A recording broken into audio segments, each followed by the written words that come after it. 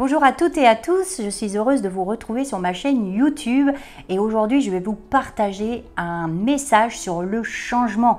Merci de vous abonner, liker, commenter, cela sera un réel encouragement pour moi, ma famille et le ministère. Donc aujourd'hui je voudrais vous parler du changement. Oui, parce que nous avons tous des besoins, nous avons tous des attentes, nous prions certainement pour qu'il y ait du changement dans certains domaines et c'est possible d'avoir du changement. Et peut-être qu'aujourd'hui vous dites mais moi j'ai déjà prié pour que dans un certain domaine de ma vie il y ait du changement et cela ne s'est pas produit. Dieu n'a pas exaucé. Comment ça se fait que je n'ai pas été exaucé alors que je prie le Seigneur?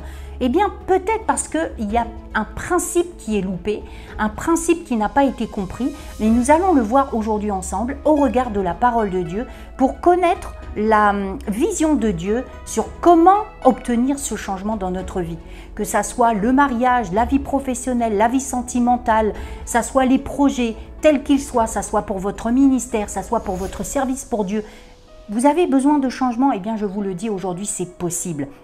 C'est vraiment possible. Peut-être qu'il y a un domaine à laquelle vous pensez en cet instant. Eh bien, je vous dis, pendant ce message, croyez qu'un changement, un processus de changement est en train de s'opérer alors que vous pensez peut-être à votre conjoint, à vos enfants inconvertis, à une promotion professionnelle que vous attendez, à des finances. Eh bien, je vous le dis, quelque chose se passe. La Bible dit dans Jacques chapitre 5, verset 16, « Confessez donc vos péchés les uns aux autres et priez les uns pour les autres afin que vous soyez guéris. » La prière fervente du juste a une grande efficace. Eh bien, le Seigneur nous rappelle que ce verset est bien là pour nous aujourd'hui. Et il ne faut pas le mettre de côté. Nous avons peut-être oublié ou nous n'avons peut-être pas compris ce que signifiait ce verset et comment l'appliquer pour que quelque chose se produise. Alors là, c'est la version Louis II, mais la version de la Bible amplifiée est très intéressante pour comprendre justement ce principe de cette prière fervente d'une personne juste lorsqu'elle est adressée à Dieu. La prière sincère, nous dit la Bible amplifiée. La prière sincère, celle qui vient du cœur, du fond du cœur, qui est authentique, qui est constante. Une prière vraiment sincère. Et quand c'est sincère, on n'a pas envie de lâcher. On veut continuer. La prière sincère d'un homme juste met à disposition une puissance énorme, une dynamique dans son fonctionnement. Nous avons reçu une puissance. Et lorsque nous activons cette puissance, il y a quelque chose qui est en train de changer. Il y a une dynamique qui se produit dans son fonctionnement. C'est-à-dire qu'avec cette puissance, avec cette prière fervente, avec cet engouement, il y a quelque chose qui peut se passer dans notre vie. Cela signifie donc que la prière fervente et efficace d'un homme juste rend disponible une impressionnante puissance, une impressionnante dynamique dans son fonctionnement. Et qui est un homme juste? Peut-être vous vous posez la question, est-ce que cela me concerne? Peut-être vous dites, est-ce que moi je suis juste? Eh bien, je vous dis tout de suite, oui, vous êtes juste puisque vous avez été justifié par Jésus-Christ parce que maintenant nous sommes appelés justes. 2 Corinthiens chapitre 5 verset 21, celui qui n'a pas point connu le péché, il l'a fait devenir péché pour nous afin que nous devenions en lui justice de Dieu. Nous avons été justifiés. Rappelez-vous le sacrifice de Jésus à la croix de Golgotha qui nous a donné le salut, qui nous a rachetés, qui nous a justifiés. Donc aujourd'hui, dans la pensée de Dieu, vous êtes aussi juste que Jésus est juste. C'est extraordinaire parce que la justice que vous possédez est la justice de Jésus-Christ. Et ça, vraiment, si vous réalisez cela, ça veut dire que ce verset, vous allez comprendre qu'il vous appartient. Et il n'appartient pas uniquement à une certaine catégorie de personnes. Nous sommes tous appelés justes dès lors que nous avons accepté Jésus. Donc cette puissance, cette dynamique que nous avons en nous, nous pouvons l'activer. Et Dieu voit, Dieu entend, Dieu regarde. Il voit déjà un homme aujourd'hui. Il voit aujourd'hui une femme juste devant lui, qui se présente devant lui et qui est en train d'apporter une prière fervente, une prière qui active la dynamique et qui va procurer du changement. C'est ça que le Seigneur voit aujourd'hui de vous. Et ça, vraiment, ne sous-estimez jamais la valeur que vous représentez aux yeux de Dieu. Parce que oui, vous êtes considéré comme juste. Et dès lors que vous commencez à prier avec cette intensité, avec cette instance, cette constance, cette ferveur, cela va faire bouger quelque chose dans vos situations et vous allez voir que les situations vont changer en votre faveur. Elles vont changer dans la direction divine, là où le Saint-Esprit vous inspire pour que cette situation change. Vos yeux spirituels vont commencer à s'ouvrir. Vous allez commencer à voir que la chose est en train de changer. Ce domaine que vous vous attendez depuis si longtemps du changement, cela va vraiment se procurer parce que la foi va s'activer et vous savez que c'est bon de prier le Seigneur de cette façon et c'est ça qui fait bouger les choses. Donc si nous allons plus loin dans le chapitre 5 de Jacques, Élie est cité comme exemple d'homme juste. Et l'apôtre Paul dit que le prophète Élie est de nature juste et que nous sommes de la même nature qu'Élie. Nous sommes considérés exactement de la même manière. Et pourquoi l'apôtre Paul fait comparaison avec le prophète Élie où il dit que effectivement Élie est de la même nature que nous?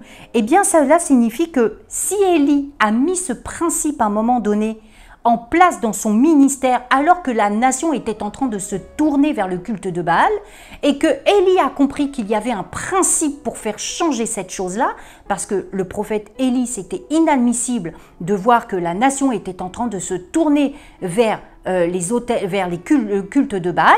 Donc il s'est dit, je vais intervenir, il faut que je fasse quelque chose. Et Élie était conscient que ce n'était pas par ses propres forces. Par lui-même, il n'aurait pu procurer aucun changement.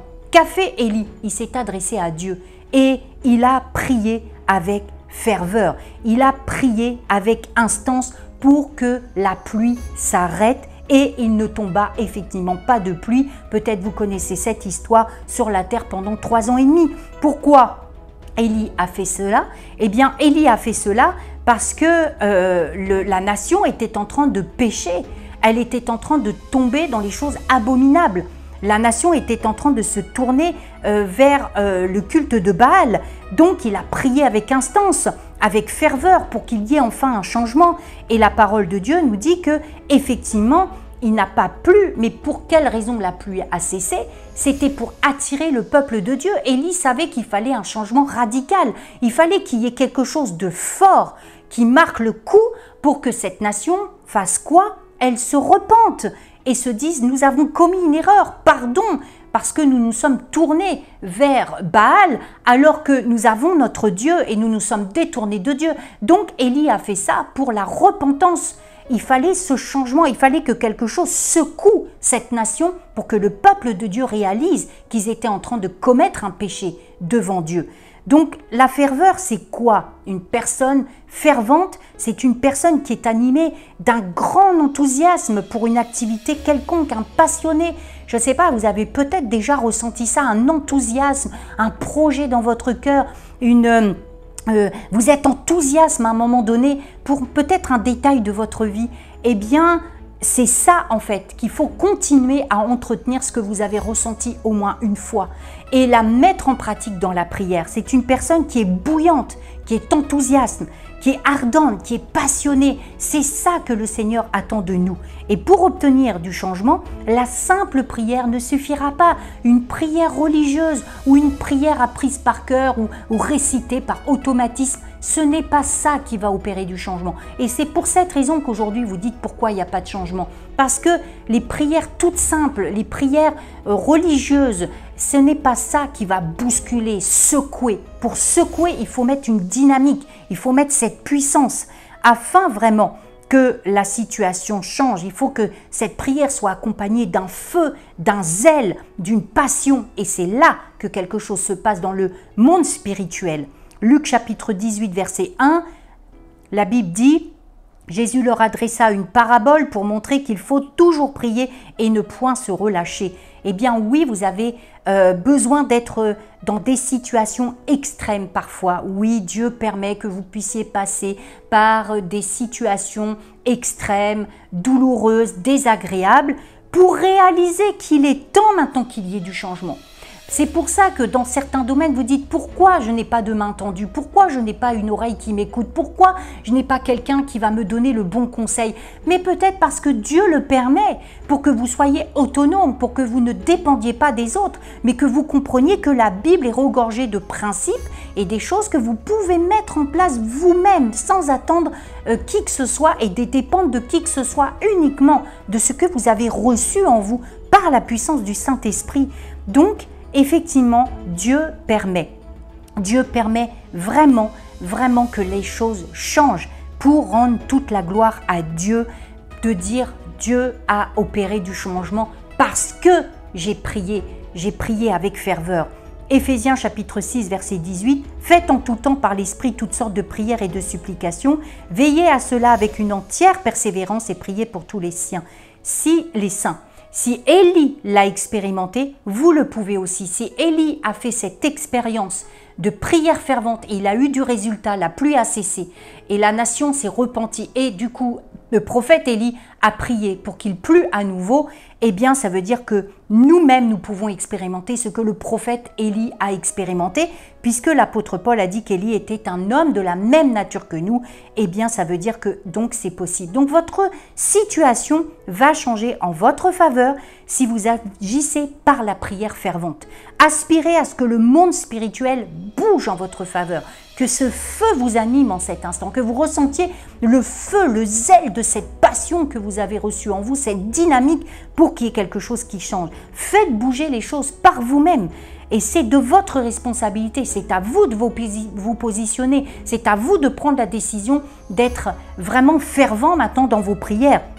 Et si vous souhaitez que vos situations changent, alors n'attendez pas que quelqu'un le fasse pour vous, puisque ça ne fonctionnera pas et vous allez être déçus, parce que ça passe uniquement par cette prière fervente. Et merci Seigneur pour les personnes qui nous accompagnent, qui intercèdent et qui prient pour nous, avec nous. Amen. Mais s'il y a bien une personne qui peut opérer du changement dans votre vie, c'est vous-même, par ce principe-là. Et les autres pourront aussi jeûner et prier pour vous, ça sera, vous serez portés dans la prière, mais cela n'activera pas le même résultat que si vous-même vous le faites. Amen. Donc, vous souhaitez du changement, eh bien vous avez compris qu'aujourd'hui c'est possible. Alors, mettez en pratique la prière, ce message, mettez en pratique ce type de prière et vous allez voir que la fin de la semaine va être complètement différent que le début de la semaine. Vraiment, je vous assure, le Seigneur va vraiment faire quelque chose d'extraordinaire et faites-le, ne tardez pas parce que l'exaucement est là, le changement est à la porte. Il suffit même maintenant de faire ce pas de foi et d'y aller.